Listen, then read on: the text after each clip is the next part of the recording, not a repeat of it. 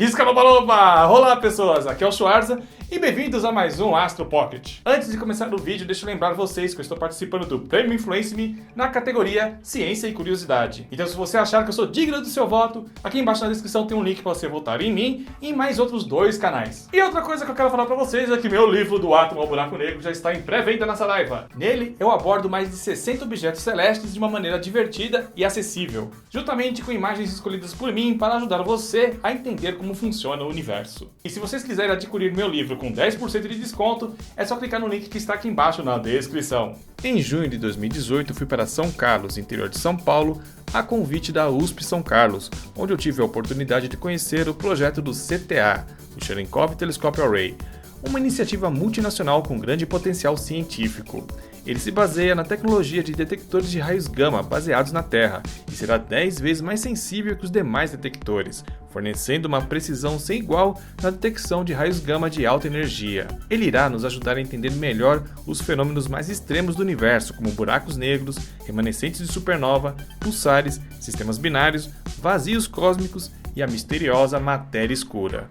E o Brasil terá um papel muito importante no desenvolvimento e construção do CTA. E pessoal, eu estou aqui com o Dr. Vitor de Souza, daqui da USP São Carlos, e ele foi um dos responsáveis por trazer o projeto do CTA aqui para o Brasil, para o desenvolvimento de peças de CTA para o Brasil, que, como eu acabei de falar para vocês, é um telescópio que vai ser instalado em 2 sítios, um no Chile e outro nas Ilhas Canárias.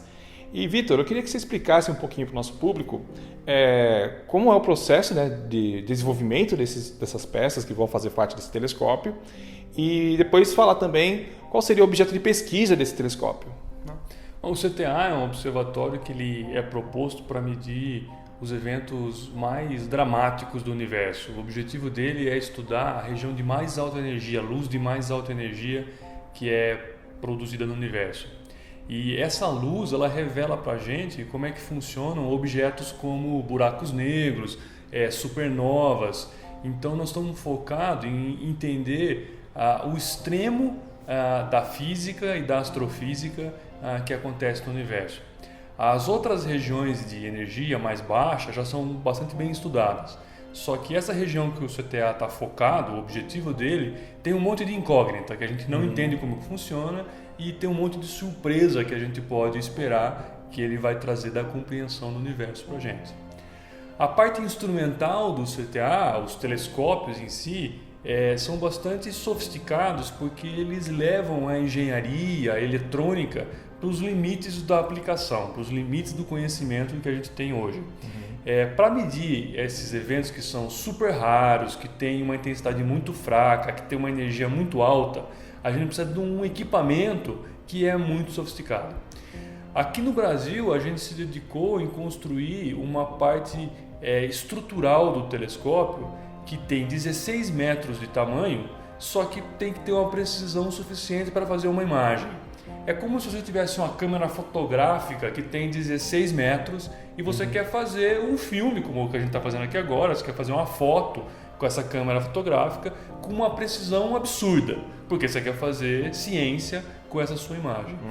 Então os requisitos, as condições que você tem que fazer essa estrutura são muito específicas.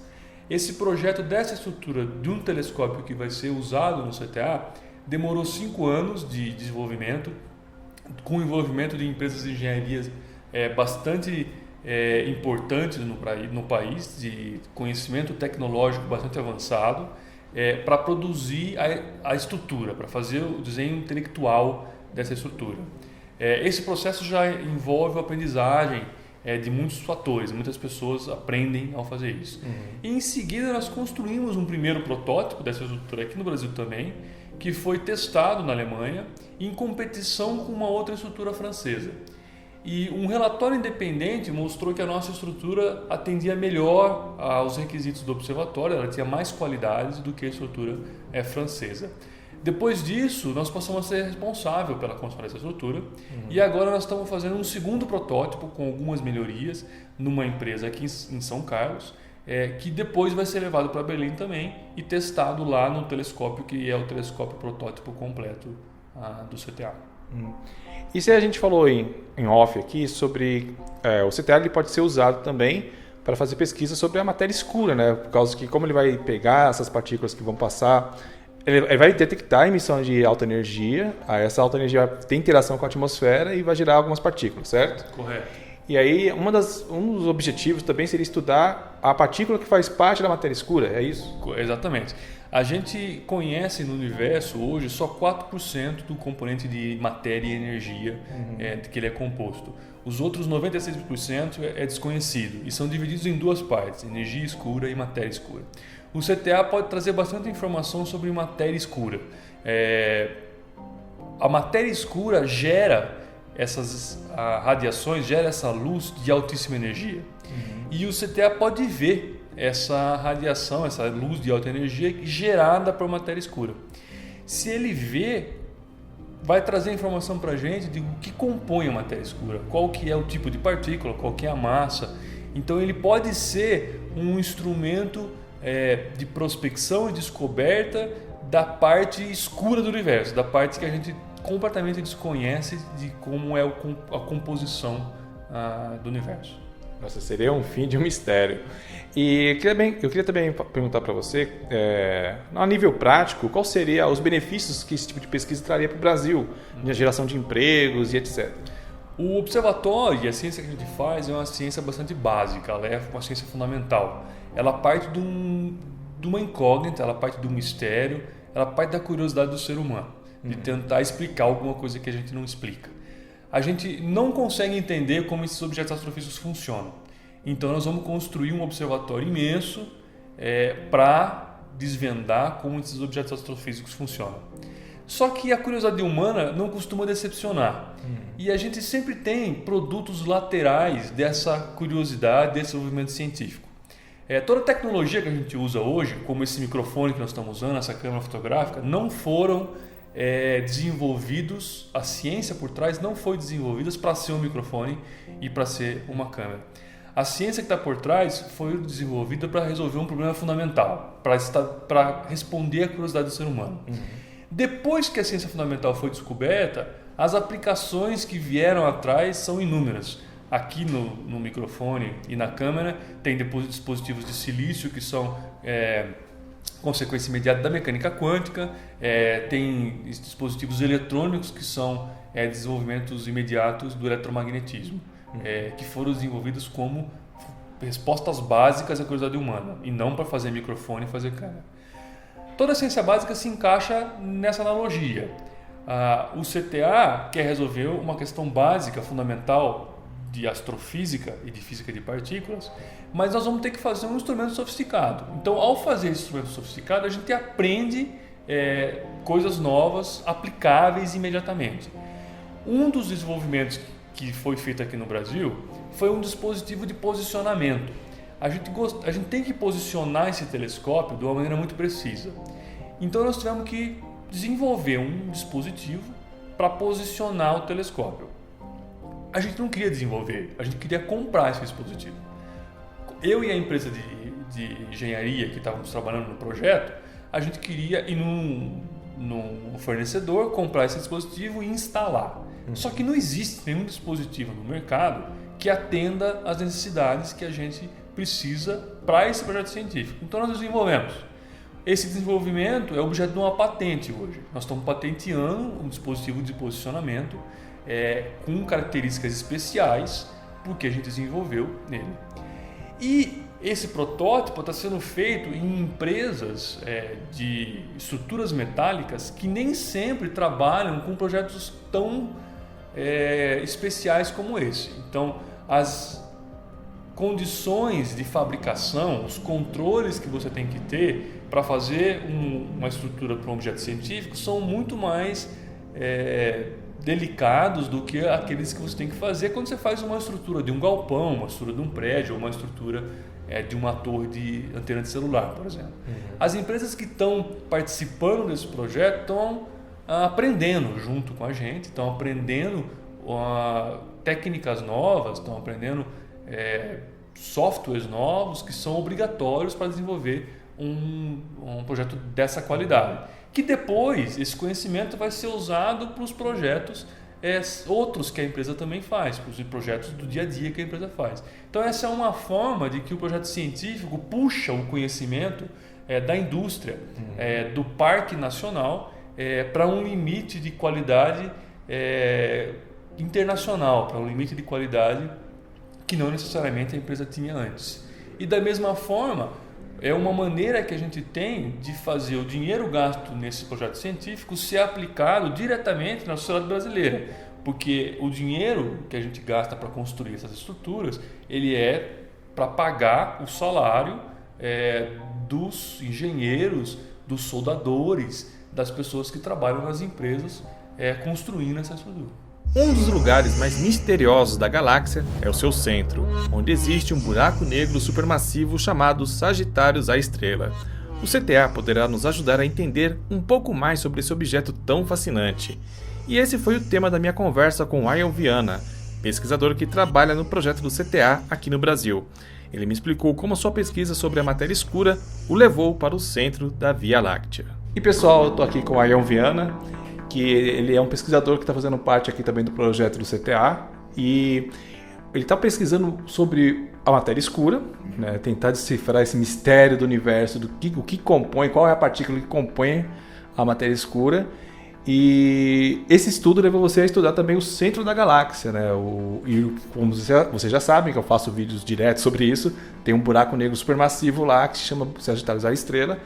Né? E eu queria que você falasse um pouco dessa pesquisa, né? O que te levou a estudar a matéria escura e ela te levou até ao centro da galáxia, né? Eu queria que você falasse um pouco desse processo. Isso. A gente começou, o meu trabalho começou durante o meu doutorado, a gente se interessou no início sobre o estudo de matéria escura, né? Acho que vocês já escutaram falar disso, que matéria escura ela pode se auto-aniquilar, né? Porque seria sua própria antipartícula, e isso poderia gerar luz, e no caso luz de raio gama. E é isso que a gente tenta identificar em vários objetos na galáxia, galáxias anãs, outras galáxias, mas sobretudo o centro da galáxia. O centro da galáxia é o local onde a gente acredita que tem a maior luminosidade de matéria escura. Se matéria escura se aniquilar, é onde a gente acredita que a gente vai detectar a maior luminosidade de matéria escura. Mas tentando estudar o centro da galáxia, um dos grandes problemas que acontece é que o centro da galáxia também emite raio gama de maneira astrofísica. Tem diversos fenômenos astrofísicos que podem emitir raio gama, como explosões de estrelas, né? Explosões supernovas, né? No fim da vida das estrelas, elas podem emitir raio gama. Existem estrelas de nêutron que podem emitir raio gama, e o centro da galáxia está cheio desses objetos. E além disso, durante o nosso estudo, a gente tentou estudar a emissão de raio gama do centro da galáxia, a gente descobriu que o buraco negro supermassivo no centro da galáxia estaria muito provavelmente não só emitindo raio gama, mas produzindo, acelerando partículas ultra-relativísticas, ultra-energéticas nessa região, cuspindo partículas do centro da galáxia. E essas partículas, quando elas interagem em nuvens moleculares gigantes no centro da galáxia, estaria emitindo, fazendo essas nuvens brilharem em raio gama. Isso foi uma grande descoberta que a gente fez recentemente. Então, a gente, antes de tentar tirar um sinal de matéria escura que, apesar de ser mais forte no centro da galáxia, é também um sinal fraco em relação a esses sinais astrofísicos, a gente teve que entender qual é a astrofísica do centro da galáxia, como que o buraco negro está acelerando partículas ultraenergéticas, e como é que essas partículas estão se propagando nesse meio super denso que é o centro da nossa galáxia, o centro da Via Láctea. Né? Porque você acredita que o buraco negro supermassivo está inativo, né? Então seria uma dúvida, como é que ele está gerando essa energia toda, né? Isso. Um dos grandes problemas, na verdade, da astrofísica hoje em dia é tentar entender por que o buraco negro no centro da nossa galáxia é um buraco negro inativo, quando a gente, na verdade, vê que várias outras galáxias têm buracos negros no centro dessas galáxias que são ativos, né? Os quasares, todos os núcleos ativos de galáxias, né? Tem galáxias Seyfert, tem diversas classes de galáxias ativas que a gente vê que estão ativas. Essa evidência de que a Via Láctea estaria, o buraco negro Sagitários A Estrela estaria inativo, é porque ele brilha muito pouco. O brilho em rádio e raio-x, né, é um brilho muito fraco. Então quer dizer que a acreção né, o disco de acreção, você acreta a matéria e teoricamente você teria que emitir luz, e essa luz relacionada à acreção. E a gente não vê o buraco negro na nossa galáxia, ele é muito fraco. Uma das possibilidades que a gente levantou com esse nosso trabalho é que uma parte dessa acreção não estaria sendo emitida em forma de luz, mas ao invés disso ela estaria sendo liberada na forma de aceleração de partículas carregadas, prótons, elétrons, no meio desse buraco negro, por um mecanismo ainda desconhecido, a gente está estudando isso, né? E uma parte dessa energia da acreção, ao invés de estar saindo como luz, estaria saindo como aceleração de partículas. E aí essas partículas seriam aceleradas, elas se propagariam na galáxia e depois de milhões de anos chegariam na Terra, e é isso que a gente vê na Terra, que são os famosos raios cósmicos, né? Então, uma das possibilidades que a gente levanta é não só que o buraco negro esteja acelerando partículas, mas que essas partículas resolveriam o problema da origem dos raios cósmicos na Terra, que é um dos grandes problemas também da astrofísica, que tem mais de 100 anos esse problema, que é de onde que vem esses raios cósmicos. E a gente levanta a possibilidade no nosso trabalho de que esses raios cósmicos venham também do centro da nossa galáxia. O Sagitário A seria quase como um acelerador de partículas natural. Isso, exatamente. Porque o processo é um objeto monstruoso, né? O processo com campos magnéticos, muito provavelmente, com esse disco de acreção que aquece todo esse material, e o material caindo, espiralando nesse buraco negro, isso gera uma aceleração de partículas, na interação entre partículas girando e campos magnéticos, gera uma aceleração absurda de partículas. Essas partículas ganham energia de maneira muito, muito intensa. Então, para finalizar nosso papo aqui, eu queria que você falasse para a gente qual seria os avanços que o CTA pode trazer nessas áreas, o que você espera descobrir após, né, a construção e o uso, né, do CTA. Bom, o CTA ele vai ser um instrumento que vai ter uma sensibilidade, né, uma capacidade de detectar tanto sinais quanto de resolver estruturas de 10 vezes melhores do que os nossos instrumentos atuais. Isso é o que as estimativas que nós temos hoje em dia é que ele vai ser 10 vezes melhor do que o que a gente já tem. Então a gente vai aumentar nossa sensibilidade a um sinal de matéria escura de um fator 10. Então um sinal que hoje em dia a gente chega muito próximo de teorias, né? Teorias de matéria escura, a gente chega próximo das teorias. O CTA vai conseguir testar quase todas as teorias de matéria escura possíveis, olhando no centro da galáxia e olhando em outros objetos. Além disso, como o CTA vai ter uma capacidade de resolver, né, fazer imagens muito mais perfeitas, a gente vai ter capacidade de olhar muito mais próximo do buraco negro e ver quais são os processos mesmo que estão acontecendo no entorno, né, no meio ambiente desse buraco negro supermassivo. Nossa, que incrível, eu tô ansioso para ver isso também. Então, muito obrigado aí. Ion? Ion. Isso. Esse papo que a gente teve aqui sobre buracos negros e matéria escura, que eu sei que vocês gostam. O projeto do CTA, além de ser uma ferramenta de valor incalculável no âmbito científico, também funciona a economia e gera empregos. Eu fui na empresa Construaço ver de perto como está sendo o desenvolvimento das peças que serão usadas no telescópio e ainda matei uma curiosidade sobre a cor usada na estrutura e sua finalidade. Então, pessoal, estou aqui com o Rony, que é engenheiro aqui da fábrica, que está construindo, né, essas peças que serão utilizadas no telescópio do CTA. E, Rony, eu queria que você explicasse para o nosso público o porquê da cor de cada pintura, né, o porquê de cada camada de pintura, né, qual seria a utilidade dela. Bom, em função do tipo de estrutura, esse sistema de pintura aqui, cada camada é um tipo de proteção, né? A primeira proteção, que é essa proteção verde, é uma tinta epóxi rica em zinco, um material muito nobre e tem a função principal aí de proteger a superfície inicial do aço, que é onde ele vai estar em contato, né? Para a questão de corrosão, né? É ambiente agressivo, tanto na questão do vento quanto na questão da atmosfera corrosiva, né? Esse sistema de 3 camadas visa exatamente isso. A primeira é uma proteção essencialmente química pesada, né? O próprio zinco ele é altamente reativo para combater a oxidação. A segunda camada, essa camada cinza, essa camada cinza aqui atrás. Essa aqui. Essa camada cinza também é uma tinta epóxi, só que aqui é uma tinta epóxi de alta espessura. Enquanto essa daqui, por exemplo, em termos de espessura, a gente chega em torno de 80 micrômetros, essa daqui nós atingimos até 300 micrômetros de espessura.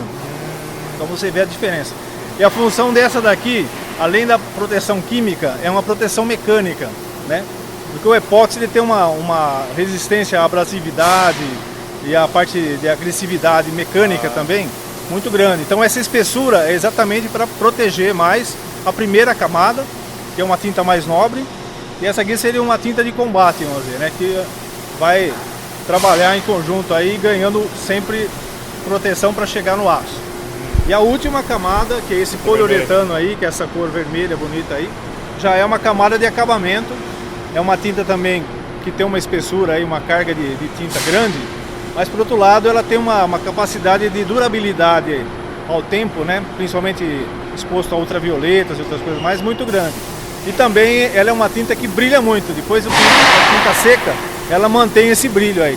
É uma tinta poliuretano de alto brilho. Então a pintura é mais para proteger a climas muito severos que esse material vai ser exposto. Ambientes severos aí, condições climáticas severas, tanto de alcalinidade, salinidade, ambientes ácidos, como eu te falei também, por exemplo, vai ficar no deserto. A questão da abrasão do vento, da areia, né, do material carregando, essa resistência mecânica da camada intermediária aí é muito bom para isso, para garantir essa proteção. Pessoal, estou aqui com a Edivânia, que está fazendo mestrado, né, aqui na Universidade USP de São Carlos. E ela veio da Paraíba, olha só que legal, né? Porque as pessoas tendem a pensar que física, essas coisas só tem núcleos em São Paulo, Rio de Janeiro, mas ela veio da Paraíba. E eu queria perguntar para você, Edivânia, qual foi a dificuldade, se teve dificuldade de fazer física lá, e como foi todo esse processo de você estudar lá e depois vir para São Paulo? Então, a principal dificuldade foi em relação ao tamanho do grupo. A gente não tinha muito contato com outras pessoas que estivessem trabalhando na mesma área. Então, a dinâmica ficava um pouco mais congelada. Vir para cá foi uma decisão bem certeira nesse aspecto. Então, a gente tem muita comunicação, tem um trabalho em conjunto também, capacidade de discutir temas, e isso é muito positivo na produção acadêmica. E no grupo lá na Paraíba tinha muitas meninas para fazer física? Não, infelizmente eu era a única menina da astrofísica. Você era a única? Sim. Olha só, é engraçado isso, né? Parece que as exatas, não sei se é um fator cultural, não sei o que acontece, mas não atrai tantas meninas, né? Você acha que tem alguma explicação para isso? Bom, como você falou, é um fator cultural. Historicamente, a gente fica um pouco mais para trás, né? As meninas não são tão incentivadas a se interessar por ciência, por matemática, e aí a consequência disso é uma diminuição na quantidade de mulheres na ciência. Felizmente, a gente está conseguindo reverter a situação e as mulheres que estão na ciência estão mostrando essa capacidade de liderança também. Sim. E uma capacidade inventiva, criativa, de participar e contribuir com a ciência. Então, parabéns por você estar aqui representando a Paraíba aqui na ciência. E para finalizar aqui nosso bate-papo rápido, você está participando do projeto do CTA, né? E é um projeto que pode trazer grandes descobertas, né, no ramo da astrofísica e assim por diante. Como você se sente está fazendo parte de uma coisa que pode estar fazendo história, né, na história da ciência?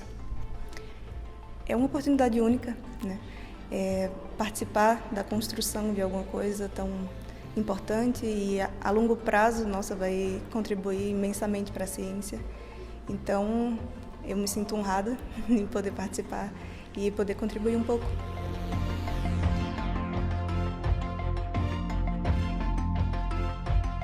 As coisas importantes quando a gente tem um projeto grande como o CTA, que envolve milhões de reais e dezenas de pessoas, pesquisadores brasileiros e do mundo todo, é a gente saber e entender como que a gente pode apresentar esse projeto para o público em geral. E aí, um dos grandes desafios é você mostrar a relevância do projeto e conectar isso com a relevância da ciência, do financiamento público da ciência para o país. Então, uma das coisas que a gente pode entender é que quando a gente pensa num projeto que está estudando raios cósmicos, que parece uma coisa tão fora da nossa realidade, se a gente olhar um pouquinho para a história da física no Brasil, a gente vai ver que o estudo dos raios cósmicos sempre esteve ligado com o desenvolvimento da física brasileira. Então, muitas coisas grandiosas que a gente tem na física brasileira hoje, a gente deve aos primeiros pesquisadores que vieram para o Brasil na década de 30. Eles vieram convidados pelo então governador Armando Salles de Oliveira, que estava envolvido no projeto da construção da USP. Um dos pesquisadores que vieram da Europa foi o Gleb Vatanin, que hoje o Instituto de Física da Unicamp se chama Gleb Vatanin em homenagem a ele. E o Gleb Vatanin ele formou uma geração de pesquisadores brasileiros. Um dos mais famosos foi o César Lattes, que é talvez um dos físicos brasileiros mais famosos. E o César Lattes, ele, junto com o Gleb Vatanin e outros pesquisadores, principalmente um italiano chamado Occhialini, eles estudaram raios cósmicos, e o César Lattes teve um papel muito importante no desenvolvimento de técnicas, e ele também foi importante para a descoberta de uma partícula subatômica chamada pion, e o trabalho dele teve uma enorme repercussão. O César Lattes, depois que ele se formou aqui no Brasil, na USP, ele foi para Bristol, onde ele trabalhou com essa colaboração que descobriu o pion.